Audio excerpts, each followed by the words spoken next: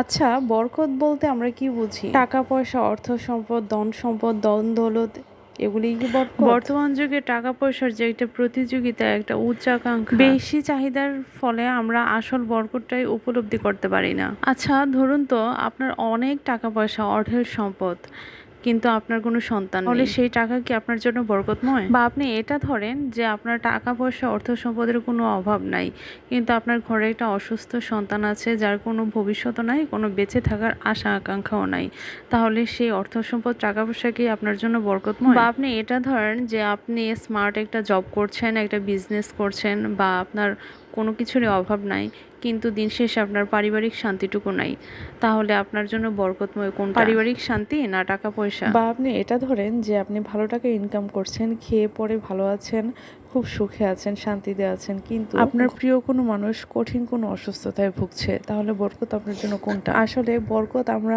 মানিও না, জানিও না, দেখিও না, বা উপলব্ধিও করতে পারি না। টাকা টাকা করতে করতে আমাদের আসল বরকতটাই চোখে পড়ে না। ক্ষণিকের সামান্য অভাব অনটনকে আমরা বরকত নাই বলে ধরে নেই।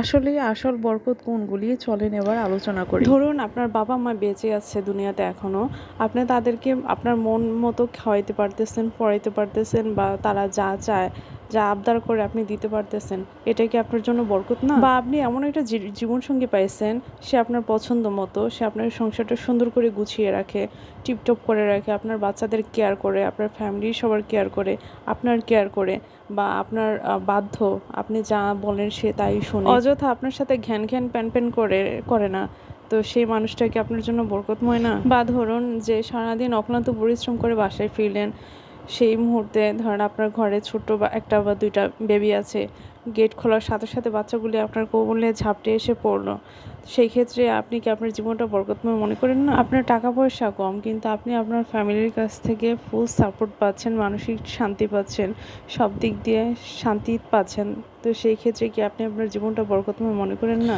যেমনই ইনকাম করছেন, যেমনই আছেন, যে অবস্থাতেই আছেন, ছেলে মেয়ে, মা বাবা নিয়ে বা স্ত্রী সন্তান নিয়ে খুব শান্তিতে জীবনযাপন করছেন, ঝামেলাহীন জীবনযাপন করছেন, তো সেই ক্ষেত্রে কি আপনি আপনার জীবনটা বরকতময় করেন না? তার চেয়েও বেশি হচ্ছে যে আপনি এখন পর্যন্ত যদি সুস্থ থাকেন, তাহলে সেই সুস্থতাটা হচ্ছে আপনার জন্য সবচেয়ে বেশি বরকতময়। একটা বাধ্যগত স্ত্রী পেয়েছেন, একটা বাধ্য স্বামী পেয়েছেন, দিন শেষে একে অন্যের পাশে থেকে মনের কথাগুলি বলে একটু স্বস্তি পাচ্ছেন, সেই ক্ষেত্রে কি আপনি জীবনটা বরকতময় মনে করেন না? কাছে থেকে আপনার হাজবেন্ড আপনাকে সব দিক দিয়ে সাপোর্ট করছে এবং খেয়াল রাখছে, বা আপনার ওয়াইফ সব দিক দিয়ে সাপোর্ট করছে বা খেয়াল রাখছে, এর চেয়ে বেশি বরকত আর কি চাই জীবনে? আসলে আমরা জীবনের রহমত বরকত উপলব্ধি করতে পারি না। আমাদের জীবন যে কতটা বরকতময় এবং কতটা রহমত থাকে, সেটা আমরা কখনোই উপলব্ধি করি না।